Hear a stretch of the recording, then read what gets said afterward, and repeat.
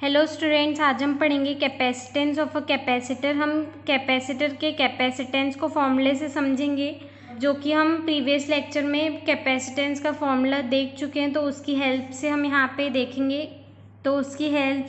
पे समझेंगे कि कैपेसिटेंस ऑफ अ कैपेसिटर क्या होता है।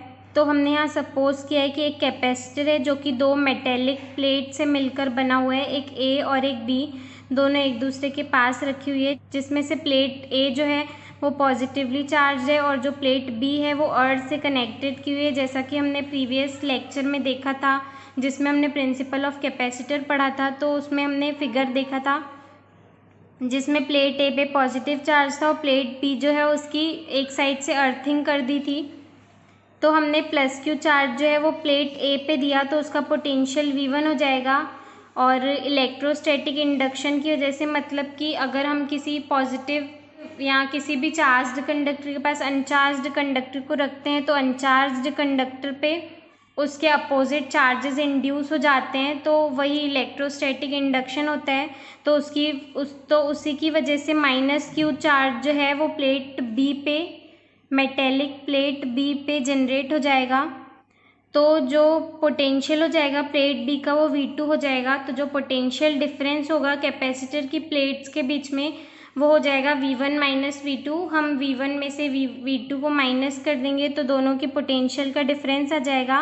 और जो चार्ज है कैपेसिटर पे वो है तो क्यों ही, सिर्फ उसका नेचर अपोजिट है कि एक पॉजिटिव और एक निगेटिव है, पर चार्ज तो क्यों ही है। अब हम कैपेसिटर की कैपेसिटी को फाइंड करते हैं, तो हम कैपेसिटेंस के फॉर्मूले में Q और V की वैल्यू पुट कर देंगे। तो C is equals to Q upon जो टोटल पोटेंशियल डिफरेंस होगा वो V1 माइनस V2 हो जाएगा। अगर V1 माइनस V2 मतलब कि जो पोटेंशियल डिफरेंस है प्लेट्स के बीच में वो 1 हो जाएगा, तो जो कैपेसिटेंस है वो चार्ज के अमाउंट के इक्वल हो जाएगा। तो अब हम इससे कैपेसिटेंस की डेफिनेशन बना सकते हैं किसी कैपेसिटर के कैपेसिटेंस की। The capacitance of a capacitor is equal to the amount of charge required to given to the plates when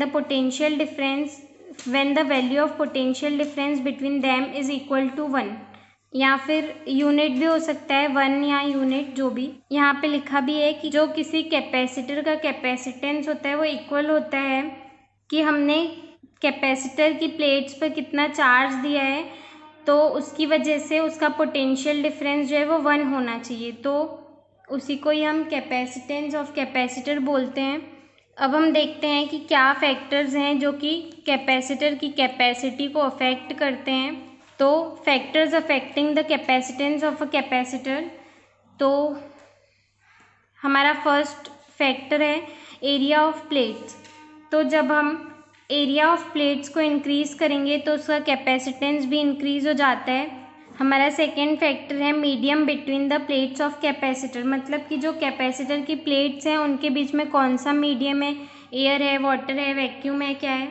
तो हम सपोज करते हैं कि जो कैपेसिटर है कैपेसिटेंस का, जब उसमें एयर है तो वो C हो जाएगा, और जब डाइलेक्ट्रिक मीडियम फिल्ड है तो वो C डैश हो जाएगा। तो हम इसको पहले वाले जब हमने फैक्टर्स अफेक्टिंग पोटेंशियल पढ़ा था तो उस टाइम भी हमने इसी फॉर्मूले का यूज़ किया था कि C dash upon C is equals to K।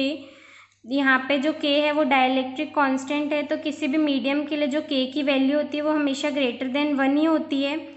तो जो कैपेसिटेंस होगा कैपेसिटर का वो इंक्रीज़ हो जाएगा जब डाइलेक्ट्रिक मीडियम प्लेट्स के बीच में होगा, क्योंकि ये 1 से ज़्यादा ही होगा। तो अगर हम प्लेट्स के बीच में कोई डाइलेक्ट्रिक मीडियम फिल करते हैं तो उसका कैपेसिटेंस भी इंक्रीज़ हो जाएगा। अब हमारा थर्ड एंड लास्ट फैक्टर है डिस्टेंस बिटवीन द प्लेट्स। उन प्लेट्स के बीच में जो डिस्टेंस है उस पर कैसे डिपेंड करेगा। तो जो कैपेसिटेंस होता है किसी कैपेसिटर का वो इन्वर्सली प्रोपोर्शनल होता है उन दो प्लेट्स के बीच में जितना डिस्टेंस है उसके। तो जब हम प्लेट्स के बीच में जो डिस्टेंस है उसको कम करेंगे तो जो कैपेसिटर का कैपेसिटेंस है वो इंक्रीज़ हो जाएगा। तो इससे हम ये समझ रहे हैं कि जो कैपेसिटेंस होता है वो इन्वर्सली प्रोपोर्शनल होता है दोनों प्लेट्स के बीच में जितना डिस्टेंस है उसके। Thank you.